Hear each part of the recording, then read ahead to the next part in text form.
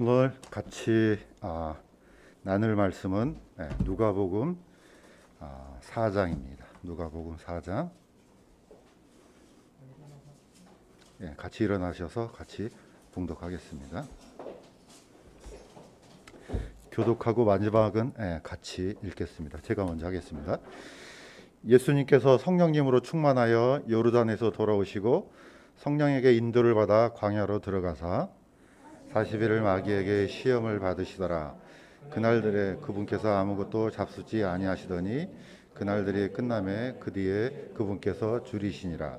마귀가 그분께 이르되 네가 만일 하나님의 아들이거든 이 돌에게 명령하여 그것이 빵이 되게 하라 하니 예수님께서 그에게 응답하여 이르시되 기록된 바 사람이 빵으로만 살 것이 아니요 하나님의 모든 말씀으로 살 것이라 했느니라 하시더라.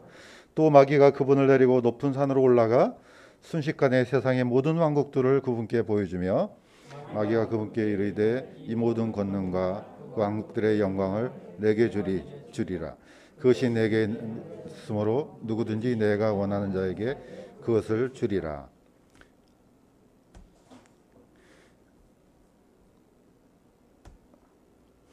그러므로 네가 만일 내게 경배하면 모두 내 것이 되리라 하매 그래서 그에게 응답하여 이르시되 사탄아 너는 내 뒤로 물러가라. 기록된 바 너는 주 내 하나님께 경배하고 그분만을 섬길지니라 하였느니라 하시더라. 그가 또 그분을 데리고 예루살렘으로 가서 성전 꼭대기에 그분을 세우고 그분께 이르되 네가 만일 하나님의 아들이거든 여기서 뛰어내리라.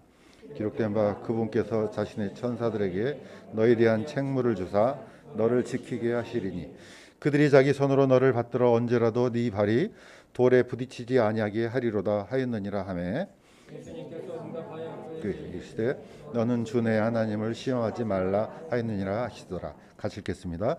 마귀가 그 모든 시험을 마치고 혼덕한 그분을 떠나니라. 잠시 선체로 기도드리겠습니다. 하나님 아버지, 귀한 주의를 주시고 또 저희들 세상에 휩쓸리지 아니하고 구별된 이 마음으로 주께 섰습니다. 아버지 하나님, 저희들 마음을 먼저 살펴주옵시고 같이 나누는 이 말씀 속에서 하나님께서 우리의 마음속에 말씀해 주셔서 이 말씀으로 또 한 주간 살아갈 수 있는 힘을 얻을 수 있도록 도와주시옵소서. 구별된 이 시간 온전히 주께만 영광 돌리기를 원합니다. 예수님의 이름으로 기도드립니다.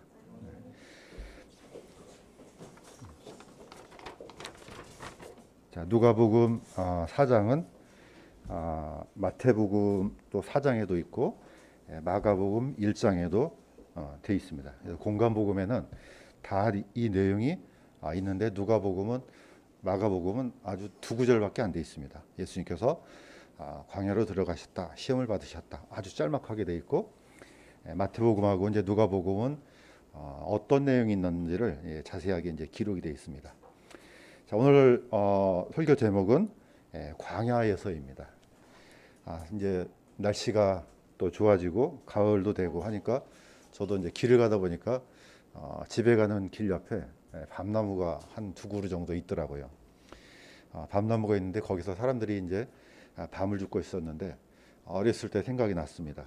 저도 이제 밤을 줍다가 손에 이제 가시가 박힌 그런 이제 기억이 나는데 아마 여러분들도 아마 인생에 한 번쯤 살면서 어디 그런 이 몸에 가시가 박힌 적이 아마 있을 겁니다.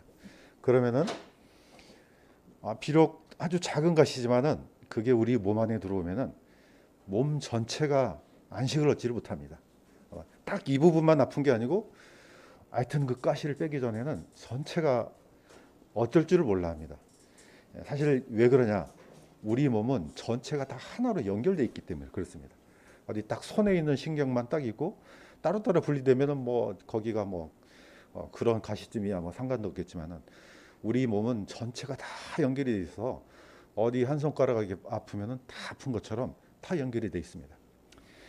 오늘 이 말씀에 대한 이 배경도 마찬가지입니다. 사실 이 배경은 이스라엘의 광야 생활이 그 배경입니다. 그러면 우리는 이스라엘하고 나하고 무슨 상관이 있지?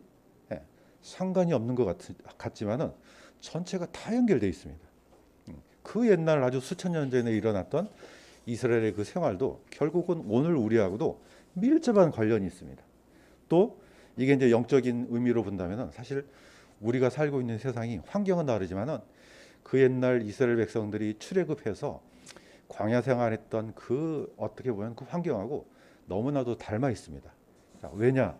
우리는 애굽이 아니고 세상이 아니고 하나님께 속한 백성이기 때문에 필연적으로 이런 생활이 뒤따라올 수밖에 없습니다.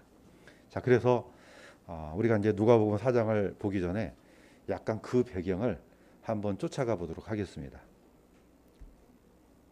사실 이게 이 광야에서라는 이 단어는 이 히브리 성경으로는 민수기입니다. 민수기, 우리는 민수기지만은 유대인들이 가지고 있는 성경은 제목 자체가 민수기가 광야에서입니다. 베비드마라 그래가지고 인더 윌드, 영어로는 인더 윌더인스가 되겠죠. 바로 이 광야에서 어떤 일이 있었는지를 민수기가 아주 자세하게 설명합니다. 그 다음에 이제 신명기가 그걸 다시 반복해서 2세대 유대인들한테 설명을 해주는 것으로 끝납니다. 자, 우리는 참 모세오경 수천 년 전에 일어났던 이스라엘 백성들의 이 과거인데 왜 우리하고 이게 밀접한 관련이 있는지 오늘 한번 그걸 한번 쫓아가 보도록 하겠습니다. 자, 이 민수기를 보시면은 수많은 광야가 나옵니다. 물론 우리가 기억력이 좋아서 다 기억하면 얼마나 좋겠습니까? 그런데 아마 다 기억하지 못할 겁니다. 왜냐하면 이스라엘 백성들이 40년 동안 쫓아다니면서 흩어져 가기도 하고 오기도 하고 했던 광야이기 때문에 그렇습니다. 그러나 딱 네 가지만 기억하면은 아주 우리가 사는 이 생활과 또 영적인 교훈을 충분히 얻을 수 있습니다. 첫 번째는 흰 광야입니다. 두 번째는 르비딘 광야입니다.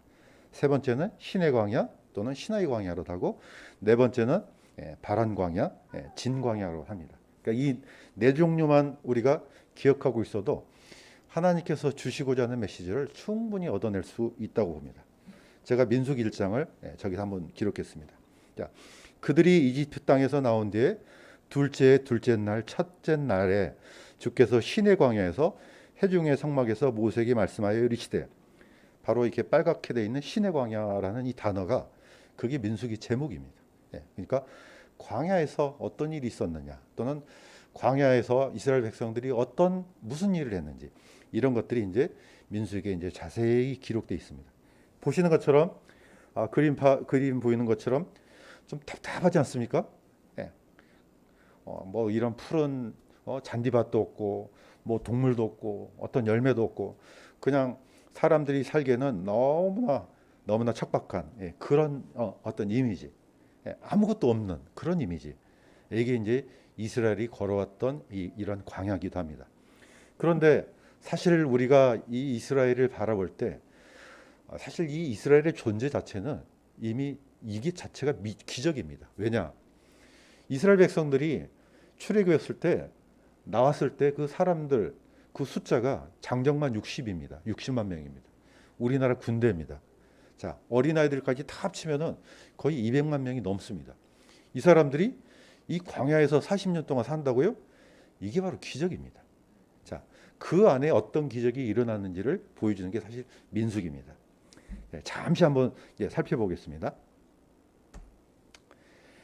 자, 출애굽해서 시내산까지 약 2달간. 자, 이 구절을 이제 어떻게 보느냐에 따라서 2달이 되기도 하고 45일이 되기도 합니다.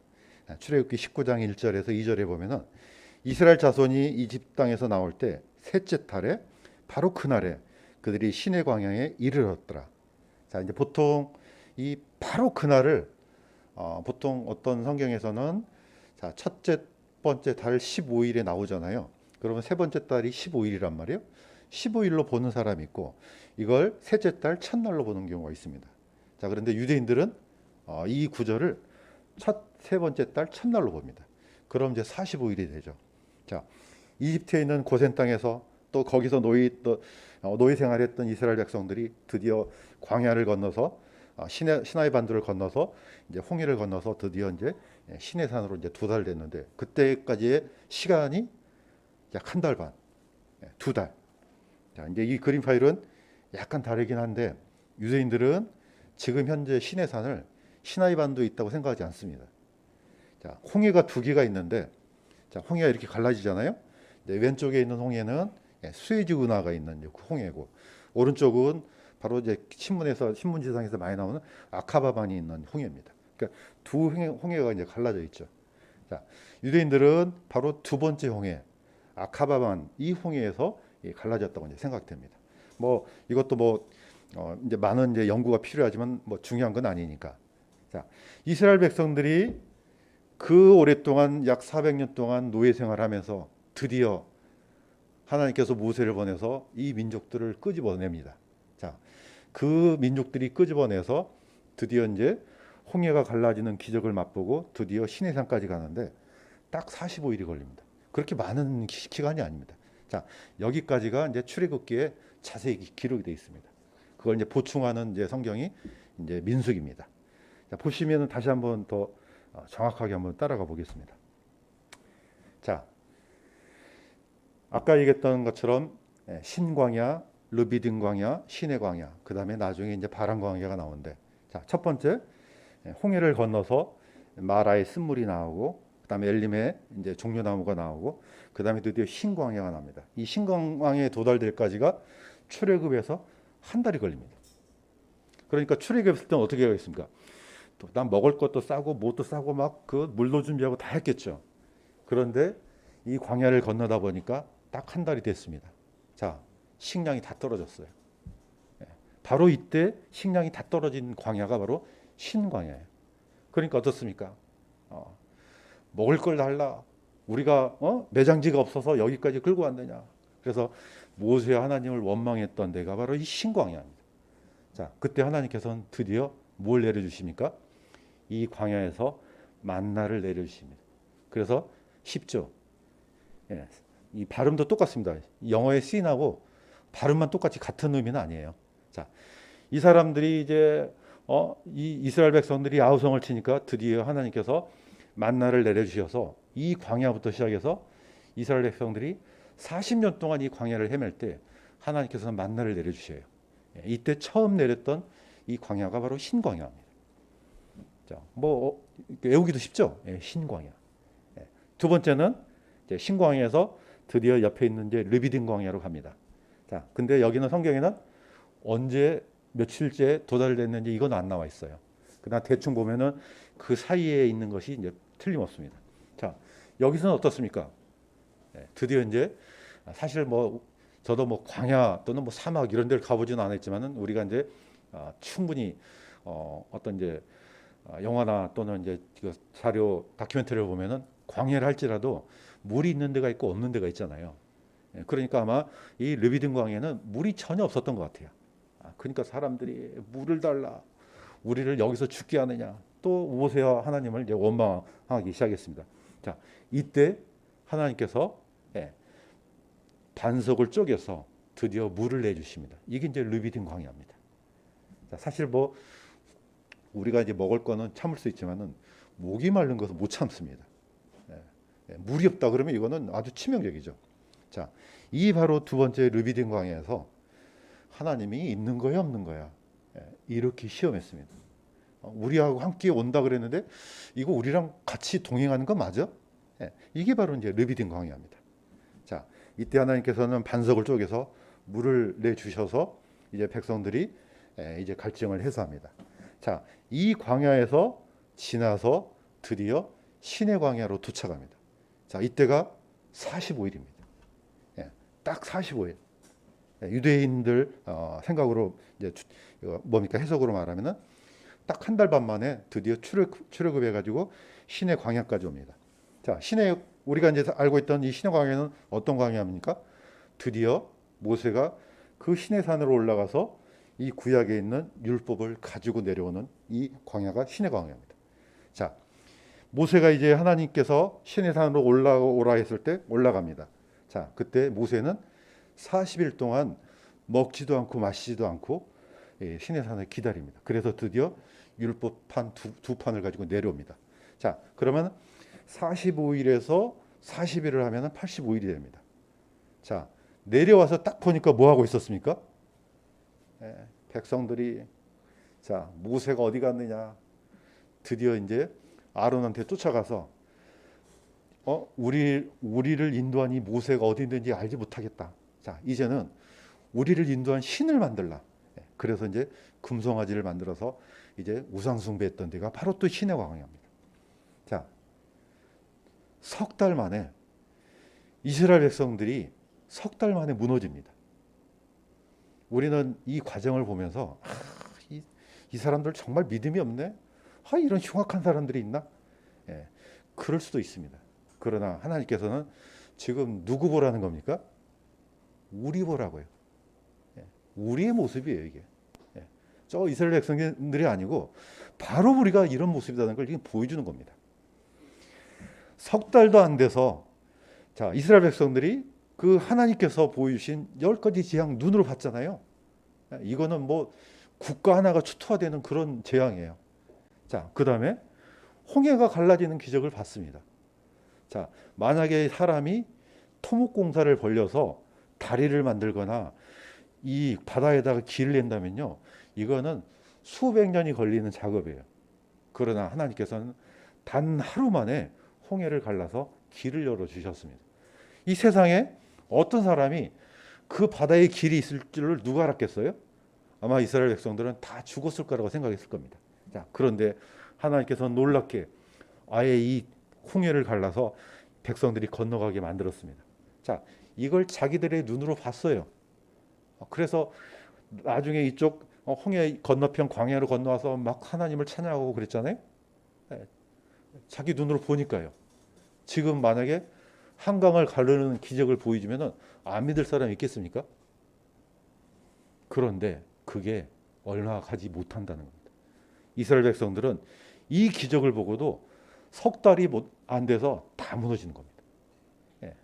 이게 바로 우리의 본성이라는 겁니다. 자, 이것을 지금 자세하게 가져가면은 바로 오늘 우리가 읽었던 누가복음의 배경이 됩니다. 다시 한번 더 보겠습니다. 자, 신의 광야에서 드디어 이스라엘 백성들은 율법을 얻습니다. 그 다음에 뭘 짓습니까? 성막을 완성합니다. 자, 둘째, 첫째 달, 그날 첫째 날에 성막이 세워지니라. 그러니까 출애굽해서 1년 만에 이 성막이 세워집니다. 물론 이제 이 장면은 이제 어떤 역사가 있느냐? 자, 모세가 레이지파를 통해서 반역했던 사람들을 다 죽이고 그 다음에 이제 다시 올라가서 율법을 가지고 내려와서 이렇게 만들어진 게 바로 이제 이 장면입니다. 그래서 이 신의 광야에서 드디어 하나님을 중심으로 이제 세팅이 되는 그런 역사가 일어납니다. 자, 신의 광야는 그래서 굉장히 중요하죠. 우리 쪽보다도 오히려 이스라엘 백성들이 여기는 아주 전문가죠. 뭐 언제 무슨 뭘 받았고 율법을 어떤 종류를 받았고, 자, 총 다 합쳐서 보니까 613가지의 법을 받았다는 것을 이스라엘 이제 신학자들이 이렇게 이제 선포를 했습니다. 자, 바로 이때 이제 받아서 성막을 어떻게 짓고 어떻게 예배를 드리고 어떻게 짐승은 뭘로 드리고 이 모든 것들이 다 여기서 이루어집니다. 자, 여기서 성막이 완성된 다음에 딱 한 달 후에 다시 이동하기 시작합니다. 자, 바로 이동한 지역이 바로 이 지역입니다. 자, 시나이 반도를 건너서 홍해를 건너서 시내산으로 가서 드디어 시내산에서 어디로 갑니까? 드디어 바란 광야 또는 이제 진 광야라고도 해요. 저도 옛날 이 민수기 설명할 때 너무 헷갈렸어요. 왜냐? 이 바란 광야하고 진 광야가 어떤 데는 같다, 어떤 데는 틀리다. 저도 너무나 어려웠어요. 왜냐면 지금도 보시면 아시겠지만 수많은 신학자들이 이 루트를 찾는데 어떤 거는 지도가 일로 돼 있고 아주 어렵습니다. 그래서 이제 주로 이제 유대인들은 어떻게 생각하나 이제 이게 찾아보니까 주로 유대인들은 바란 광야하고 진 광야를 같이 보더라고요. 자, 그 광야에서 이제 약간 좀 구체적인 지역이 가데스 바네아라는 지역이 있습니다. 이거는 그러니까 이스라엘 그 신학자들이 이렇게 이제 그 지역을 찾아냈는데 주로 이제 시나이 반도 잘 이제 북단 이스라엘 남단 쪽에 가데스 바네아라는 지역이 있는데 이 지역을 바란 광야 또는 진 광야라 이렇게 얘기했습니다. 자, 보시는 것처럼 신명기 드디어 이제 모세가 옛날을 회고하면서 이스라엘 백성들의 역사를 쭉 설명하잖아요. 그때 하는 말이 뭡니까? 호렙에서 가데스 바네아까지는 세일산의 길을 따라 10하루 길이라 이렇게 얘기를 합니다. 다시 말해서 그 장막을 쳤던 성막을 만들었던 그 시내 광야에서 이 가데스 바네아까지는 열 하루길이라고 이렇게 합니다. 그러니까 얼마 안 걸린 거죠.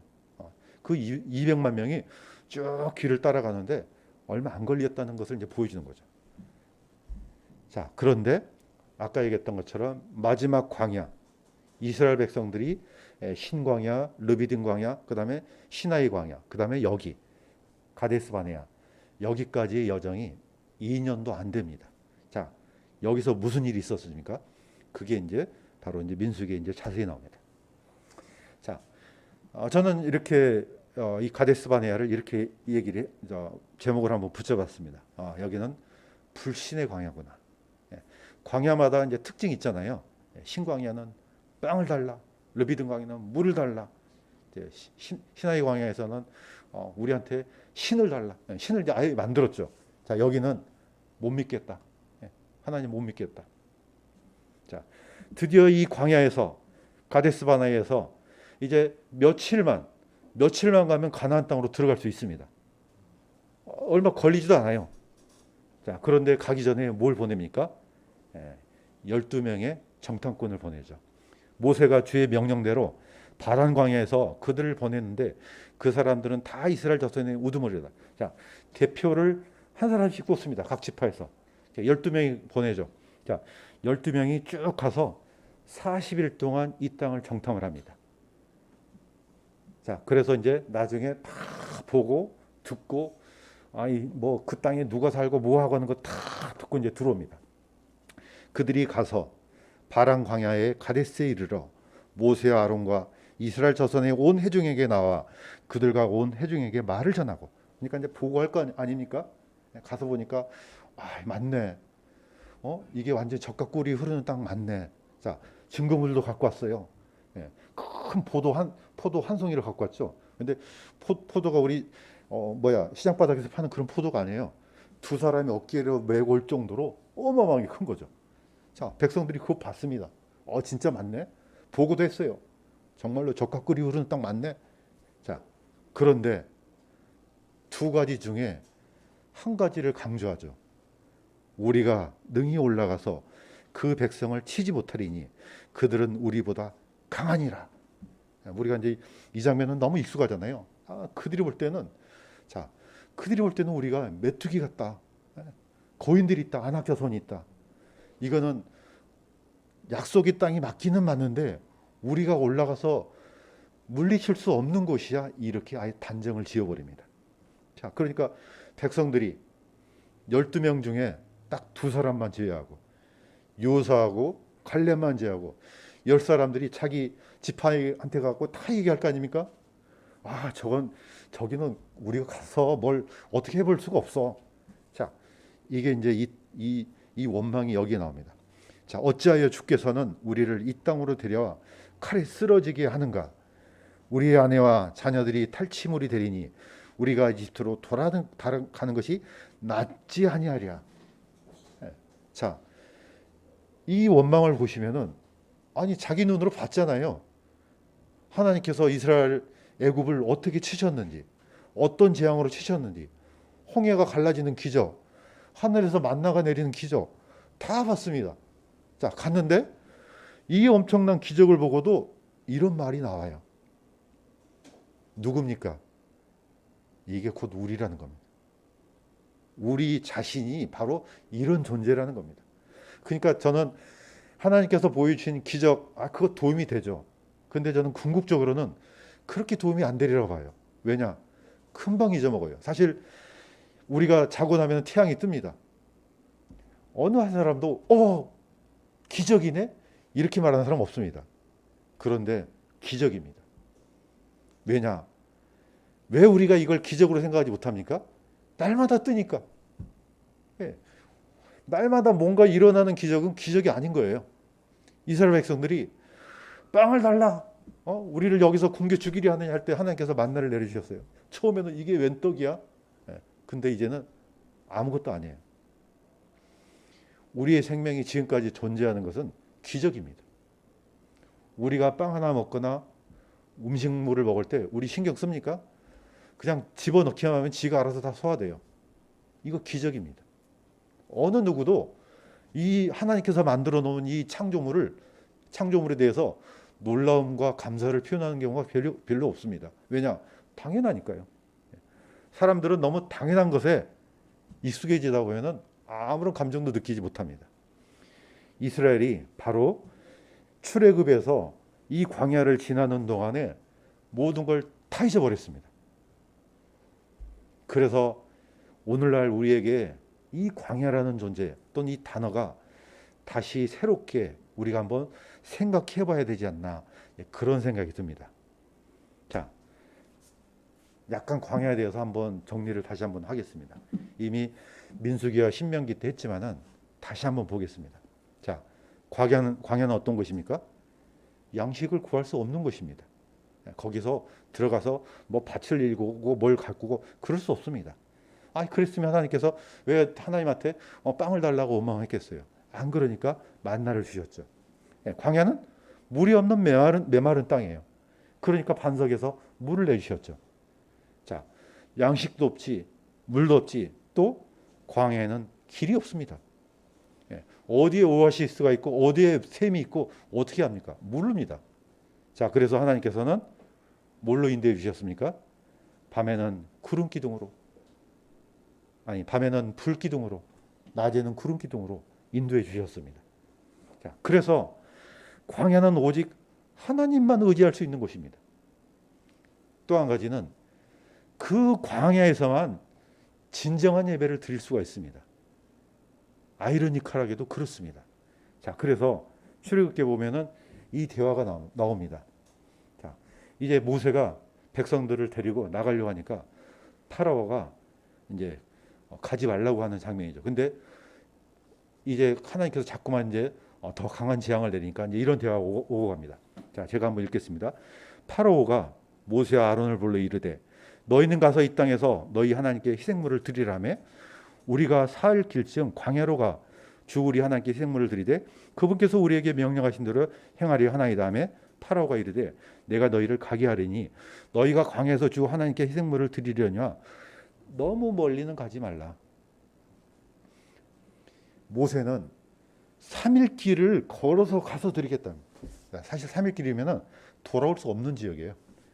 아주 완전히 차단되는 지역이죠.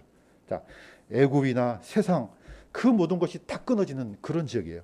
자, 거기 가서 우리가 하나님께 번제를 드리겠다. 자, 이게 파라오도 막을 수가 없어요. 자, 그런데 어떻게 합니까? 알았어. 가는데 너무 멀리는 가지 마. 어떻습니까? 애굽에서 너무 멀리 떨어져 있는 지역, 그러니까 멀리 가지 않는 지역에서 드리면 되잖아. 이게 사실 마귀의 속삭임이죠. 자, 여러분들이 오늘 주님께 예배드리러 왔습니다. 이 예배드리러 온 순간 뭐가 다 끊어집니까? 세상하고 단절되는 겁니다. 이 몸이 일단 여기 왔다는 것 자체는 세상 걱정, 근심 또 어떤 일들 다 끊어내고 온 겁니다. 자, 그래야만 하나님께 이 예배가 집중이 된다는 겁니다. 물론 특수한 지금 시대가 되어서 우리가 이제 비대면으로 드리지만은 저도 이거는 별로 추천하고 싶지가 않아요. 왜냐? 이게 끊어집니까? 마음과 몸이 세상하고는 끊어지기 어렵습니다. 자, 온전히 내 마음을 구별해서 하나님께 드리는 그 일은 사실 이 장소도 중요합니다. 집에서 물론 드릴 수 있죠. 그 뭐 환경이 그러니까 뭐 어쩔 수 없는 거긴 하지만은 우리가 이 장면을 보면요, 이게 결국은 마귀의 작품일 수도 있겠다 생각이 드는 거죠. 그런 면에서 오늘 여기 어찌 됐건 간에 하나님께 예배드리고 왔던 이 오늘 우리의 몸과 마음은 하나님께도 분명히 복구실 걸 저는 믿습니다. 어떤 의미로든지. 자, 오늘 이 말씀에 이제 집중해 보도록 하겠습니다. 오늘 읽었던 말씀을 한번 보겠습니다. 예수님께서 성령님으로 충만하여 요르단에서 돌아오시고 성령에게 인도를 받아 광야로 들어가사 40일을 마귀에게 시험을 받으시더라. 그날에 그분께서 아무것도 잡숫지 아니하시더니 그날들이 끝나매 그 뒤에 그분께서 줄이시니라. 자, 누가복음하고 마태복음을 보시면 아시겠지만은 예수님께서 요단강에서 침례를 받으신 후에 광야로 들어가세요. 자, 예수님은 하나님이세요. 그런데 마치 무슨 마귀한테 시험 받으러 무슨 시험 치는 사람처럼 들어가는 것처럼 보이잖아요. 절대 그것이 아닙니다. 누구를 통해서 갑니까? 성령의 인도를 받아 이렇게 합니다. 자, 성령의 인도를 받아 광야로 들어가셨는데 40일 동안 아무것도 마시지도 않고 먹지도 않습니다. 누가 기억납니까? 모세. 모세는 시내산에 올라가서 40일 동안 먹지도 않고 마시지도 않습니다. 그 일을 2번씩 합니다. 엘리야는 저기 북쪽 이스라엘에서 나중에 이 시내산까지 40주야를 걸어서 옵니다. 자, 예수님은 부활하신 후에 이 땅에서 40일 동안 있습니다. 승천하시고 열흘 후에 성령이 오십니다. 자, 뭔지 지금 자꾸 강조하는 게 있지 않습니까? 40이라는 단어는 그래서 고난, 연단, 증명, 증거 이런 의미가 있는 겁니다. 자, 이 12명의 정탐꾼들이 40일 동안 정탐하고 들어왔을 때 그 하나님께서 주시고자 하는 약속을 다 잊어버리자 하나님께서는 그 하루를 1년으로 계산해서 40년 동안 광야를 헤매게 만들었습니다. 자, 이 40이라는 숫자는 지금 생각나게 하는 겁니다. 예수님께서 지금 누구한테 시험 받아가지고 진짜가 가짜인가 이것 지금 하려는 게 아닙니다. 예, 지금 누구 들으라고요? 우리 보고 들으라고. 이 말씀을 통해서 우리 들으라고. 자, 이렇게 했을 때 마귀가 와서 이렇게 시험합니다. 네가 만일 하나님의 아들이거든 이 돌에게 명령하여 그의 빵이 되게 하라. 자, 40지하를 굶주리면은 저는 해보지는 않았지만은 저는 딱 하루 한번 금식해 왔습니다. 하루만 금식해도요 뭐밖에 안 보입니까? 먹을 거. 예. 근데 40지하를 금식하면 어떻게 되겠어요? 예? 온전히 먹을 것만 보이겠죠, 당연히. 예. 그런 사람은 40일을 금식한 사람도 있긴 있다고 해요. 그런데 지금은 이제 그런 지식이 있었지만은 40일을 금식하니까 너무 배고프니까 나중에 먹을 것 먹잖아요. 먹고 죽은 사람이 그렇게 많다 그러더라고요. 예, 바로 먹으면 안 된대요. 자, 어찌됐건 간에 지금 이 첫 번째 이 유혹은 뭡니까? 무엇이 문제냐, 무엇이 먼저이냐. 예. 우리 육신은 항상 육신적인 걸 찾잖아요. 제가 어렸을 때 이웃집 아주머니가 부탁해가지고 잠깐 한 2살인가 3살인가 그 정도 됐을 거예요. 그 아이를 좀 맡아달라 그러더라고요. 그래서 그 아기를 돌보고 있었는데 이제 방에서 혼자 노니까 문을 닫아놓고 저는 밖에서 이제 기다리고 딴짓 하고 있었어요. 근데 얘가 갑자기 막 소스라치게 막 울고 난리예요. 놀래서 가서 보니까 애 입에서 막 거품이 나는 거예요. 이게 무슨 일인가 했더니 얘가 방에서 놀다가 조그만 그 비누 있잖아요. 손비누. 이걸 집어 삼킨 거예요. 그러니까 막 입에서 거품이 나는 거예요. 자, 그래서 막 이웃집 아저씨들이 와가지고 애를 소금물을 먹이고 해가지고 겨우 이제 살려놨는데.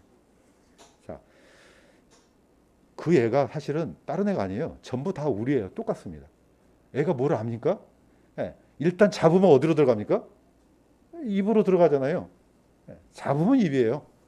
그게 독이든지 뭐든지 상관없어요. 일단 잡으면 입으로 들어가는 게 바로 우리 육신의 본성이라는 거죠. 자, 우리 육신은 굶주리면은 항상 먼저 입으로 가져갑니다. 지금 마귀의 이 교묘한 어떻게 보면은 이 유혹은요 대단한 거예요. 왜냐?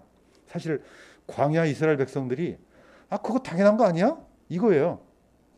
아니 이스라엘 백성들이 굶주리면 당연히 빵을 찾지. 그러면은 보이지도 않는 하나님의 말씀을 찾냐? 지금 이겁니다. 자, 신명기 8장 3절에 이 말씀이 기록되어 있어요.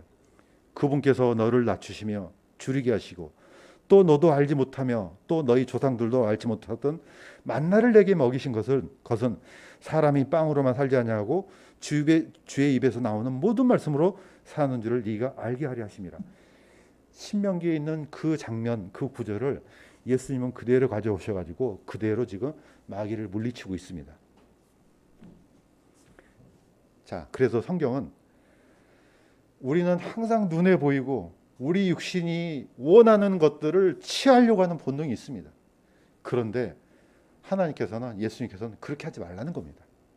자, 오직 너희는 첫째로 하나님의 왕국과 그분의 의를 구하라. 그리하면 이 모든 것을 너희에게 더하시리라. 하나님은 우리의 필요를 아십니다. 우리가 배고프면 못 사는 거 아시죠? 그런데 두 가지를 먼저 주셔요. 자, 어떤 거 먼저 선택할래? 그런데 우리는 딱 보면은 눈에 보이는 걸 먼저 선택하게 돼 있어요. 본능적으로. 자, 그거는 먹고도 죽는다 이겁니다. 하늘에서 내려오는 살아있는 빵, 바로 예수 그리스도. 사실 우리 눈에는 안 보이잖아요. 그 살아있는 말씀을 우리가 뭐가지 산다. 지금 그걸 지금 예수님께서는 광야에서 다시 한번 보여주는 겁니다. 그건 눈에 보이지. 물론 살지. 그러나 그건 먹고도 죽어. 그러나 하나님의 말씀은 보이진 않아. 그러나 이걸 먹으면 영원히 산다. 이걸 끊임없이 강조하고 있습니다. 자, 두 번째는 누가 주인이냐 이겁니다. 마귀가 그분을 데리고 높은 산으로 올라가 순식간에 세상의 모든 왕국들을 보여주며, 자, 이 모든 권능과 그의 왕국들의 영광을 내게 주리라. 그것이 내게 넘겨졌으므로 누구든지 내가 원하는 자에게 그것을 주리라. 만일 네가 내게 경배하면 모두 내 것이 되리라. 자, 이 마귀도 엄청난 능력의 소유자입니다. 순식간에 예수님을 광야에서 높은 산으로 데리고 올라와서 천하만국의 영광을 한꺼번에 싹 보여줬습니다. 자, 네가 나한테 경배하면 이 모든 것을 내게 주리라. 물론 이게 뭐 예수님한테 통할 리가 있겠습니까? 아까도 얘기했던 것처럼 이거 누구 보라고요? 예수님 보라는 게 아닙니다. 마귀 보라고? 아니에요. 우리 보라고. 지금 우리의 문제입니다. 자, 예수님께서는 마귀의 욕을 이렇게 물리치셨습니다. 기록된 바 너는 주 하나님께 경배하고 오직 그분만을 섬길지니라. 이거는 신명기 6장에 있는 말씀을 그대로 가져오신 겁니다. 예수님께서. 자, 제가 전체를 보겠습니다. 너는 조심하여 너를 이집트 땅 속박의 집에서 데리고 나오신 주를 잊지 말고 주 내 하나님을 두려워하며 그분을 섬기고 그분의 이름으로 맹세할지니라. 너희는 다른 신들 곧 너희 사방에 있는 백성들의 신들을 따르지 말라. 이 창세기부터 마귀의 끊임없는 유혹은 항상 이거였습니다. 물론 자기의 본심이에요. 마귀의 본능은 하나님처럼 되고 싶은 거. 이거 본능을 어떻게 누구한테 집어넣습니까? 사람들한테 집어넣죠. 제일 먼저는 아담한테 집어넣습니다. 자, 선악과를 통해서. 자, 너희가 그것을 먹는 날에 너희 눈이 열리고 너희가 신들과 같이 되어 선악을 알 줄을 하나님이 아시느니라. 자, 신들이라는 이 단어가 저번에도 말씀드렸던 것처럼 원어에는 엘로힘이에요. 단수도 되고 복수도 됩니다. 자, 그렇다면 이 뜻은 뭡니까? 자, 네가 이것을 먹으면 네가 바로 하나님이 돼. 다시 말해서 네가 바로 주인이 돼 이겁니다. 사실 우리 인생을 살아가면서 늘 이 문제에 부딪힙니다. 광야를 지나면서 이 백성들은 까마득히 잊어먹었어요. 누가 주인인지 까마득히 잊어먹었어요. 다시 말해서 우리 본능 자체에 들어있는 이 악한 본성 중에 하나가 뭡니까? 내가 주인이야 이겁니다. 사실은 뭐 저도 여기서 피해갈 수 없습니다. 구원 받건 안 받건 똑같습니다. 본성은 변하지 않으니까. 단지 우리는 그 본성이 있음에도 불구하고 그 본성을 꺾고 예수 그리스도를 주인으로 모셨다는 이거 차이점이 있을 뿐입니다. 그러나 살아가면서 늘 이 문제는 부딪힙니다. 누가 주인이지? 사실 예수님을 믿지 않는다 이 자체는요, 나는 당신을 주인으로 믿지 않겠어 이거와 똑같습니다. 그냥 단순히 그분의 존재를 믿지 않는다 이게 아니고 나 그거 인정 안 해 이겁니다. 그러나 우리가 예수님을 믿는다 이 말은 내가 당신을 나의 구주로 나의 주인으로 영접하겠습니다. 바로 우리가 이런 믿음을 갖고 이런 결단을 갖고 우리가 하나님의 자녀가 된 겁니다. 자, 그래서 출애굽기 10장 20 뒤에 보면은 10가지 계명이 나옵니다. 그 중에 첫 번째 계명이 이겁니다. 나는 너를 이집트 땅 곧 속박의 집에서 데리고 나온 주 내 하나님이니라. 우리가 볼 때 이 계명은 이거는 제가 이제 유대인의 관점에서 봅니다. 우리는 나 외에 다른 신을 섬기지 말라. 이게 1계명이잖아요. 유대인들은 그게 1계명이 아닙니다. 이게 바로 1계명입니다. 첫 번째 유대인들은 이 말씀, 나는 너를 이집트 땅 곧 속박의 집에서 데리고 나온 주 내 하나님이라. 이게 첫 번째 계명입니다. 그러니까 이 세상에는 세 가지 계명이, 십계명이 존재합니다. 첫 번째는 유대인의 십계명이 있습니다. 두 번째는 로마 카톨릭의 십계명이 있습니다. 세 번째는 기독교의 십계명이 있습니다. 제가 말한 것은 모세부터 지금까지 10가지 명령을 유대인들이 갖고 있던 이 명령이 첫 번째 계명입니다. 자, 뭘 강조합니까? 주인이 누구냐 이거죠. 광야에서, 이 광야에서 누가 주인이냐? 너희들 받지 않느냐? 애굽을 하나님께서 어떻게 심판했느냐? 이 광야를 홍해를 누가 갈랐느냐? 누가 하늘에서 만나를 내려줬느냐? 누가 마실 것을 줬느냐? 끊임없이 하나님께서는 이걸 강조합니다. 그래서 가나안 땅에 들어가거든 이거 잊지 말라는 거죠. 너희가 그 땅에 들어가거든 첫 열매, 처음 태어난 거 그거 주님께 돌리라는 거죠. 다시 말해서 누가 주인인지 잊지 말라는 겁니다. 사실 예배도 그런 의미가 있습니다. 자, 우리가 지금 주일 첫날 왔지 않습니까? 이건 단순히 빨간 나리에서 온 게 아니라는 건 내가 매번 강조하지 않습니까? 이거는 주의 첫날을 주님께 드리는 날입니다. 그래서 예수님께서 부활하신 날은 구약에 있는 절기 중에 초실절입니다. 첫 열매를 드리는 날입니다. 그날 예수님께서 부활하십니다. 그래서 사도들 이후부터는 계속해서 그날을 그렇게 기념했습니다. 그냥 단순히 죽었다 살아난 날을 기념하는 이것도 되지만은 이거는 주님께 드려야 될 첫 시간이구나. 이렇게 해서 드리는 겁니다. 자, 이런 고백을 갖고 있는 사람들이 와서 예배 드리는 겁니다. 자, 끊임없이 강조합니다. 누가 주인이냐? 오늘 이 자리에 주님께 예배 드리는 모든 사람들은 다 이 고백을 하나님께 드린 걸로 믿습니다. 오직 하나님만 주인입니다. 사실 내 것은 아무것도 없습니다. 자, 마지막으로 광야에서 하나님을 신뢰할 수 있는가? 사실 마지막 이 마귀의 유혹은 이겁니다. 자, 마귀가 그분을 데리고 예루살렘으로 가서 성전 꼭대기에 그분을 세우고 네가 만일 하나님의 아들이거든 여기서 뛰어내리라.